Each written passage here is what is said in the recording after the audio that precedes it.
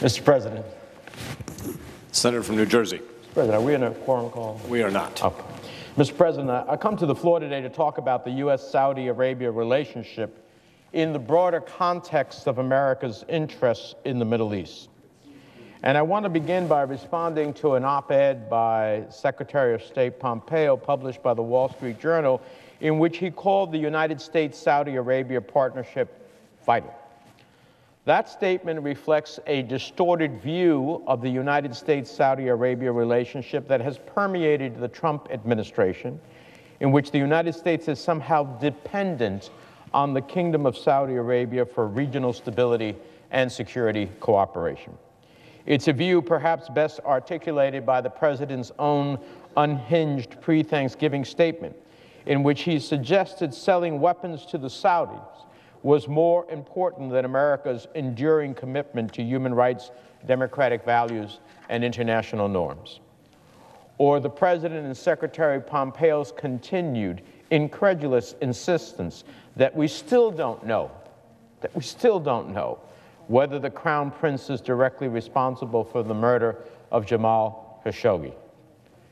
Desperate to justify this myopic view, Trump officials whimper that the Saudi government's military operations in Yemen are the only means to root out Iranian influence and defend the status quo of U.S. support for the Saudi-led coalition.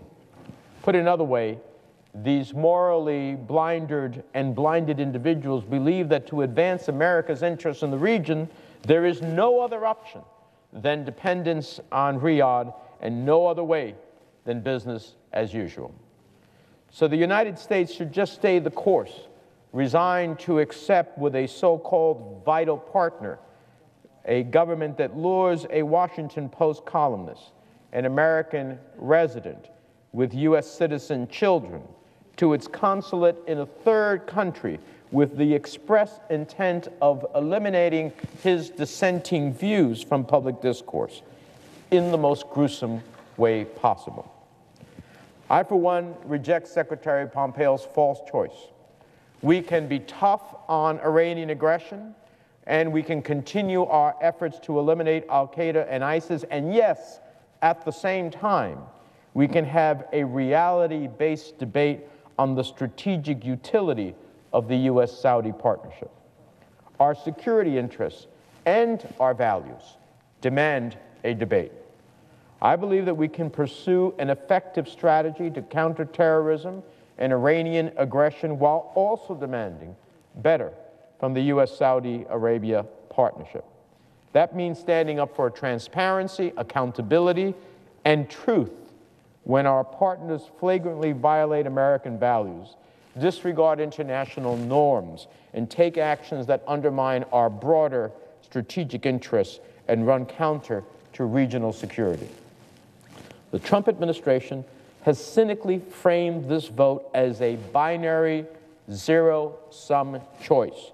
You're either for Iran or you're for Saudi Arabia. Well, my answer to that is I am for the United States of America. I am for America's security interests, and I am for American values, and I am for partnerships and alliances deeply rooted in both. Now, I can't imagine that any one of my colleagues on either side of the aisle would put me in the pro-Iran camp. I'd take a backseat to no one in the Senate in taking the lead to end Iran's pathway to a nuclear weapon and to end its nefarious promotion of terrorism across the world. To be clear, the vote on S.J. Res. 54 is not about the totality of the U.S.-Saudi relationship. It is a vote about whether U.S. support for the Saudi-led coalition's actions in Yemen are in our national interests.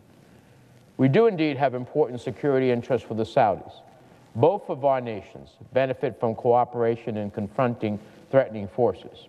Yet we cannot sweep under the rug the callous disregard for human life and flagrant violations of international norms the Saudis have shown. That's why, as the ranking member on the Senate Foreign Relations Committee, I fully support the opportunity to continue to examine components of the U.S.-Saudi relationship and determine whether that relationship requires a course correction. Beyond Saudi Arabia, I do not want any of our security partners to interpret our relationship as a blank check. Unfortunately, whether due to the president's possibly unconstitutional financial entanglements or his family's overly cozy relationships with the Crown Prince, this administration is putting the Saudi government on a pedestal that stands above American values. They continue to extend a blank check to certain players within the Saudi government, no matter how brazen their actions, rather than meaningfully seek to influence Riyadh or assure that U.S. policy towards Saudi Arabia is properly balanced and in line with our strategic interests, not directed by the personal and financial motives of select individuals in our government. This refusal to stand up for American values, to assert true leadership, is part of the Trump administration's willful adherence to a misguided understanding of the most effective ways to bring stability to the Middle East. It is an outgrowth of the president's reckless, morally bankrupt approach to foreign policy and a love affair with authoritarian strongmen.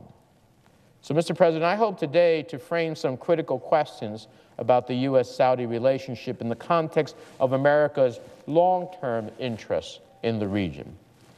Let's start with taking stock of actions taken by Saudi Arabia over the last 2 years. The 2 years that, according to Secretary Pompeo, the Trump administration has been, quote, rebuilding the U.S.-Saudi partnership, while we here in the salons of Washington were caterwauling about human rights.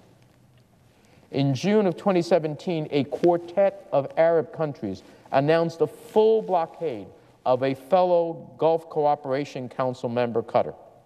The Saudi-led bloc justified this blockade by accusing Qatar of transgressions that, while seriously concerning, are not unique to Qatar or even to some members of this Saudi-led bloc, such as financial support for terror. This blockade tossed aside decades of investment by Republicans and Democratic administrations to partner with the entire Gulf Cooperation Council, Qatar included, on security challenges ranging from Iran, al-Qaeda, missile defense, maritime security, and cyber threats. Put another way, the Saudi-Qatar dispute has translated into a lot more work for our military professionals and diplomats for the past year as the Gulf Arabs fought amongst each other, interrupting critical priorities like defeating ISIS and countering Iranian aggression.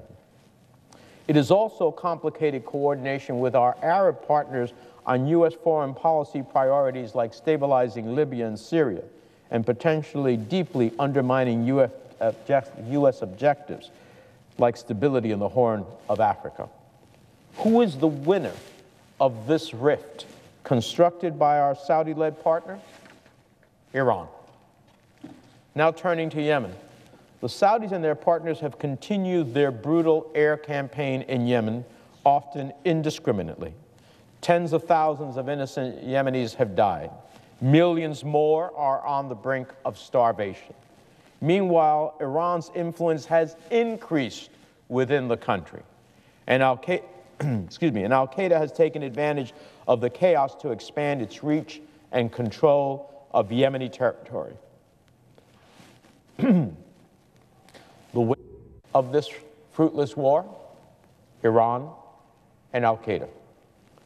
Then in November 2017, the Prime Minister of Lebanon traveled to Saudi Arabia for what he reportedly believed was a friendly visit with the Saudi Crown Prince. Instead, the Crown Prince detained Prime Minister Saad Hariri and forced him to resign from his position on TV. Let that sink in for a moment. A newly minted Crown Prince effectively hoodwinked and intimidated a sitting prime minister into publicly resigning his position. This entire stunt was reportedly intended to push back on Iran's expanding influence in the region.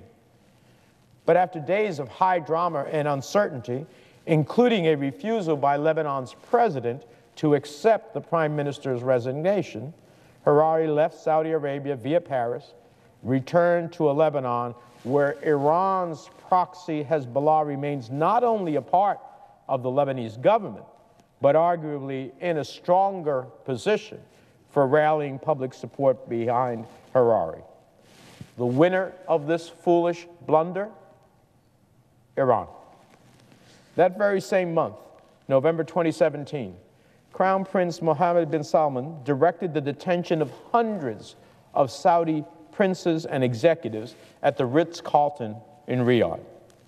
While this effort was spun as a crackdown on corruption, it was clearly a crackdown on the Crown Prince's political competitors.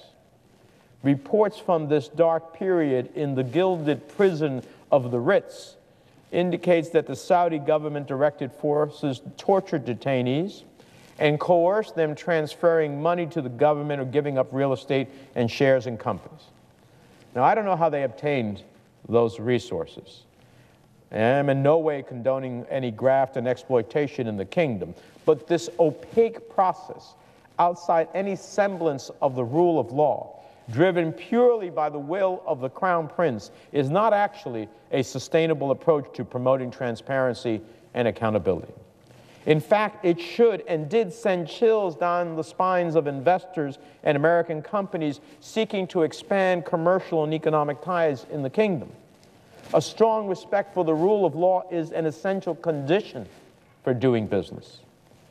So when Trump points to the value of business ties with Saudi Arabia as a reason for not imposing consequences for Khashoggi's murder, let's remember that in the hands of the Crown Prince, anybody can be shaken down, locked up, or tortured at a five-star hotel in Mohammed bin Salman, Saudi Arabia. And let's also continue asking exactly who is benefiting from potential business ties. Now, Secretary Pompeo mentioned in his op-ed last week that the Crown Prince has, quote, moved the country in a reformist direction, from allowing women to drive and attending sporting events to curbing the religious police and calling for a return to, quote, moderate Islam. What the Secretary did not mention, however, are the deeply disturbing reports that at the same time MBS was granting Saudi women the right to drive, he also detained many female activists who were themselves calling for the rights of women, including the right to drive. Now we are hearing reports that these women are being tortured and sexually harassed, bound to iron beds, electrocuted, and beaten. Is this the kind of reform that Secretary Pompeo believes the United States should endorse? As for calling for a return to moderate Islam, the Anti-Defamation League reports that the Saudi state television hosted several hour-long programs this Ramadan featuring a preacher who has called for God to, quote, destroy the Christians, Shiites, Alawites, and Jews. Other analysis published by the Anti-Defamation League this November found that the Saudi government published textbooks for the 2018-2019 academic year promoting incitement to hatred or violence against Jews and Christians, women, and homosexual men. As ADL CEO Jonathan Greenblatt said, quote, the United States must hold its ally Saudi Arabia to a higher standard. The U.S. cannot look the other way while Saudi Arabia features anti-Semitic hate speech year after year in the educational material that it gives its children. So let's take stock of Saudi Arabia's contributions to regional stability. It seems a fitting time to ask if an approach that involves bullying another U.S. regional partner, holding the Prime Minister of Lebanon hostage, torturing female activists, business executives, and other princes, and carrying out a military campaign in Yemen that will result in the death of a million more civilians by a year's end is an approach that is in line with U.S. values and priorities. Has Iran been weakened by these actions? Is the focus still on al-Qaeda and defeating ISIS? I don't think so. The President has made it clear that no U.S. foreign policy objective, especially human rights, is as important to him as securing tens of billions of imaginary dollars to create 1 million fantasy jobs through weapons sales to the Saudis. Congress has long and well established overseeing the sale of weapons as part of U.S. foreign policy. We have learned throughout our history that selling weapons is a complex matter, and that without close attention to the human rights practices of foreign buyers, the United States can easily find itself in the situation that we are now in with Saudi Arabia. Today, U.S. arms are being used irresponsibly, tragically, and in possible violation of international law, and the deaths and injury of tens of thousands of innocent civilians, including helpless children. The United States must elevate human rights concerns in all aspects of its foreign security assistance, including arms sales. Otherwise, the abuses that result will do more to foment the conditions of unrest and despair that are the breeding grounds of conflict, war, and terrorism. Secretary Pompeo also suggested that if the United States in any way reassesses its relationship with Saudi Arabia, the kingdom will run into Russian arms.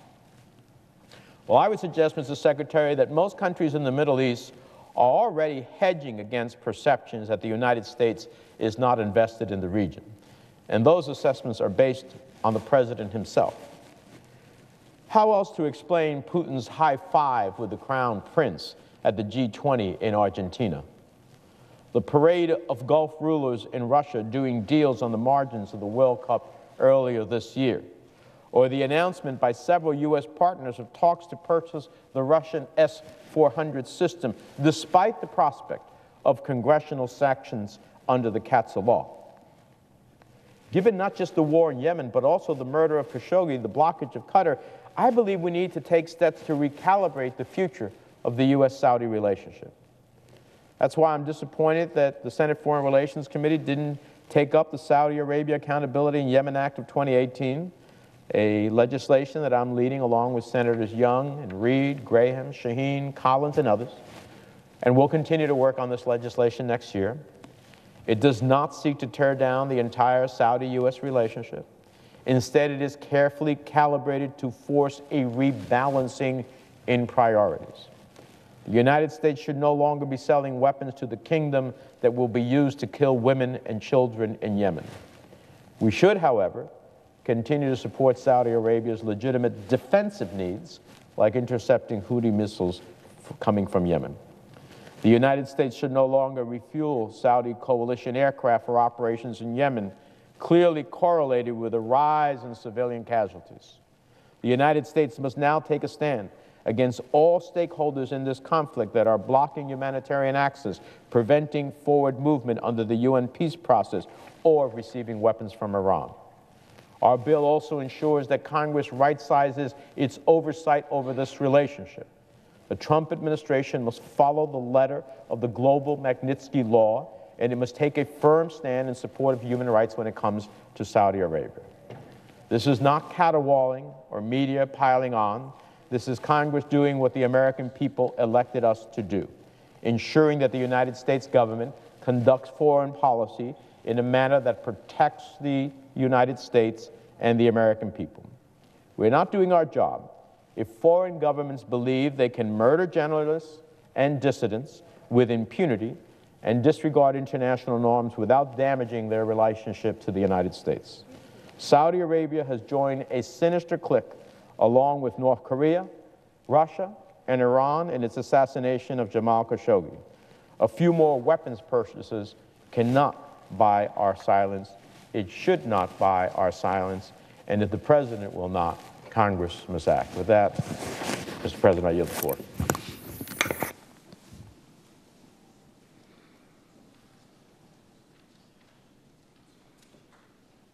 And I ask unanimous Senator from Vermont. Thank you. Without objection. Let me congratulate Senator Menendez for his leadership role in addressing this crisis in Saudi Arabia. In a few minutes, we're going to begin voting on an historical piece of legislation, because I think as conservatives have understood and as progressives have understood, for too many years, Congress has abdicated its historical and constitutional responsibility to be the body that determines whether or not this country is at war. And what we have seen for a long time now, under Democratic presidents and under Republican presidents, under Democratic Congresses and Republican Congresses, we have seen an abdication of that responsibility. And today, I hope we begin the process of taking that back. The war in Yemen is unauthorized. There has never been a vote in Congress to allow our men and women to participate in that war, and therefore that war is unconstitutional. And it has got to end, and that is the vote that we will be having this afternoon. Second of all, I think all members are aware of the unbelievable humanitarian crisis that now exists in Yemen. It is the worst humanitarian crisis on earth, and unless we use the power of this country not to help more bombs being dropped to kill people in that country, but to use our power to bring the warring parties together, that situation will become even worse. United Nations and others are telling us that Yemen is on the brink of the worst famine that we have seen in a very long time, and that millions of people may die. Third point, it is time for the United States Congress to tell the despotic government of Saudi Arabia that we do not intend to follow their leads in their military adventurism. Their intervention in the war, civil war in Yemen, is the cause of the humanitarian disaster. 10,000 people are developing serious illnesses, cholera and other illnesses, because the water infrastructure in Yemen has been destroyed by Saudi attacks. So right now we have the opportunity to go forward in a strong bipartisan way. And I want to thank all of the members of the Senate who gave us 60 votes yesterday in order to proceed, who gave us 96 votes on what I thought was a sensible germaneness point of order. And now we have a number of amendments in front of us. Two of them, offered by Senator Cotton, will essentially undermine everything that we are trying to accomplish. And I would hope very much that we defeat those amendments and that we tell the world that we want the U.S. out of Yemen. And I would add, on a positive note, that right now, as some may know, in Sweden, there are peace negotiations going on. And just yesterday, as I understand it, a major breakthrough took place which allowed for an exchange of some 15,000 prisoners of war. So some progress is being made in bringing the warring factions together. And there is evidence that the pressure of the international community and the United States Senate, making it clear we will not continue to participate in that war, is helping the peace process. So let us go forward today, defeat the amendments that are trying to undermine this important resolution, and tell the world that the United States of America will not continue to be part of the worst humanitarian disaster on the face of the earth, that we want peace in that region, we want humanitarian aid in that region, and that we don't want any more bombs or destruction. Thank you very much, Mr. President. Mr. President. The senator from Tennessee. Senator from Vermont. President, we are actually at an historic moment here in the United States Senate. And I want to thank all of the senators who, in a very bipartisan way, have come together to say that the United States will no longer participate in the Saudi-led intervention in Yemen, which has caused the worst humanitarian crisis on earth, with 85,000 children already starving to death. And today we tell the despotic regime in Saudi Arabia that we will not be part of their military adventurism. And today, maybe in the most profound way, 45 years ago, the War Powers Act was passed. 45 years ago.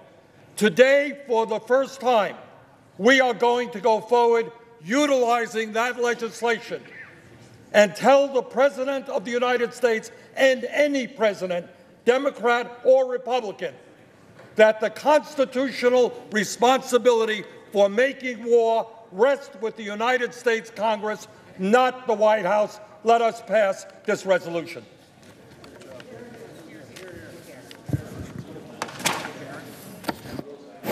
Yield back. The question now occurs on passage of the joint resolution as